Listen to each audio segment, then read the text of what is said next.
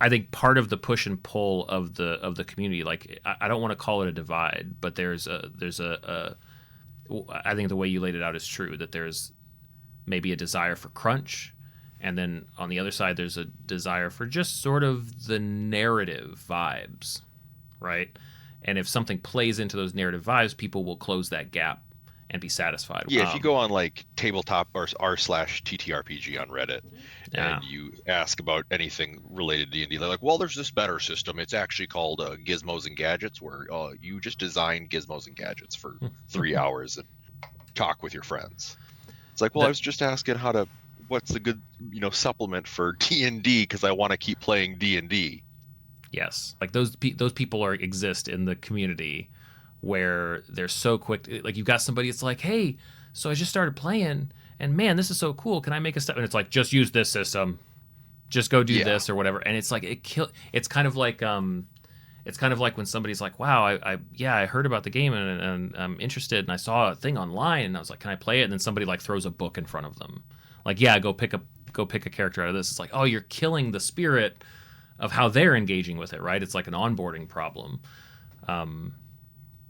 So I think what an overemphasis on, or what a focus on the system can miss, is that when the engagement is there and sort of the imagination is captured by what people know, like if people know something, even if what they know is a loose set of rules like in 5e, if they're comfortable there and they can close those gaps and complete that narrative vibe, that's so much potential. Like there's so much potential there, and I think a lot of people have jumped on it as a result. But it's just a different way to play. It's not one's not really better or worse. It's just different ways of getting to the same sort of zen fun state at the table, which I think is cool.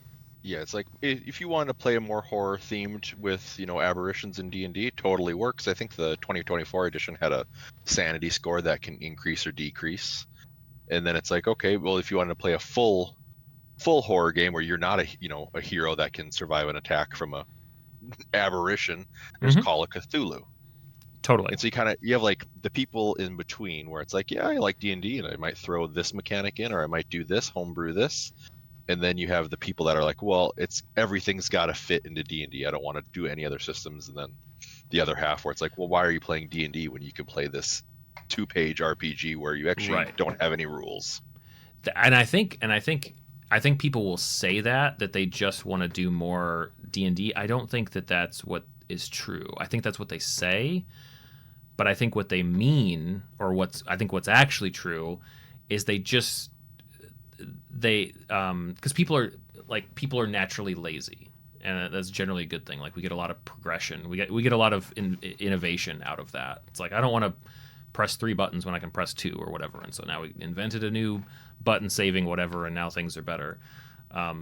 I feel like when people say like, well, I just want to play this, what they're thinking is like, well, the fun part for me isn't learning rules, and I already know all these rules that I have. I just want to extend that and play again, and I'll accept the downside. It's just, I think that resistance is natural. I think sometimes the community way overestimates how much people are willing to sit and listen to rules. I don't know how many. Have you played a lot of board games in your life? That's the worst part about learning a new board game, is terrible. reading the rules. I don't want to play. Like me and my wife will be at Target and looking. It's like you look at the box and it's got a whole thing. It's like, well, we'll wait till one of our friends buys it, learns how to play it, and then they can just tell us what to do. Totally. Even though, and this is true for, I guess it's for all games of D&D or any sort of like, if you've ever, like if you it's like the secondhand sort of like exhaustion, or just sort of like the patience that's required to sit there when I'm like listening to somebody sort of badly explain a game, like a game's rules, even a game that I don't know how to play. We're just sitting there, it's just like, oh, this is going to be painful, because there's a good way and a bad way often, or like there's a good direction and a bad direction to head, and it's like, just give me the especially for complicated games, it's like, let's just stick to what the first round is. Let's just stick to the first round, and then like we'll get that, and then we're like, okay, what changes the second round? Let's learn that then, right? Kind of reminds Especially me when you're an adult and you only have so much time. Right. to play. It's like, I don't want the 3 hours we're hanging out to be But that's 95% rules. but that to me is to me that's the parallel where it's like, imagine you're being asked to play a brand new board game that seems a little more complicated than you're used to playing or that you like, and the person is very excited to walk through the explanation with you, and you're like, okay, well, how do I ask you for the minimum information I need to like get going? I feel like that's the vibe when people are like, yeah, like 5e, like I get it, like I watched Critical Role and I do this and like I played it a couple times, and can I just keep doing that? And then so much of the community is like, no, you shouldn't. You need to do this now. And it's like, oh man, their eyes glaze over and they are disinterested.